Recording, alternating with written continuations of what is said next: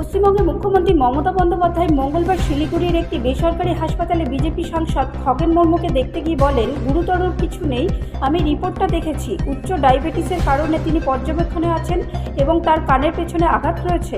হাসপাতালের বাইরে সাংবাদিকদের সাথে কথা বলার সময় মুখ্যমন্ত্রী বলেন, আমি সমস্ত বিবরণ পেয়েছি, তার রক্তে শর্করার পরিমাণ বেশি এবং তার নিয়ন্ত্রণে রাখা দরকার। আমি তার দ্রুত আরোগ্য কামনা করছি। তৃণমূল সূত্র জানিয়েছে, ব্যানার্জি ডাক্তারদের সাথে কথাও বলেছেন এবং রাজ্য সরকারের পূর্ণ সহায়তার আশ্বাস দিয়েছেন। সোমবার দুর্যোগ কবলিত এলাকায় স্থানীয় বাসিন্দাদের সাথে কথা বলার সময় একদল দুর্বৃত্ত মুর্মুর ওপরে হামলা চালায় বলে অভিযোগ। ঘটনার সময় বিজেপি বিধায়ক শঙ্কর ঘোষকেও আক্রমণ করা হয়েছিল। প্রত্যক্ষদর্শীদের মতে মুর্মুর গাড়িতে পাথর ছোড়া হয়, যার ফলে তার মাথায় গুরুতর আঘাত লাগে। ঘটনাস্থল থেকে পাওয়া ছবি দেখা গেছে, সাংসদ রক্তাক্ত অবস্থায় ছিলেন, তার মুখ এবং পোশাক রক্তে ভেজা ছিল। এই হামলার ফলে রাজনৈতিক বাকযুদ্ধ শুরু হয়েছে। বিজেপি এই হামলার পেছনে তৃণমূল কংগ্রেসকে দায়ী করেছে।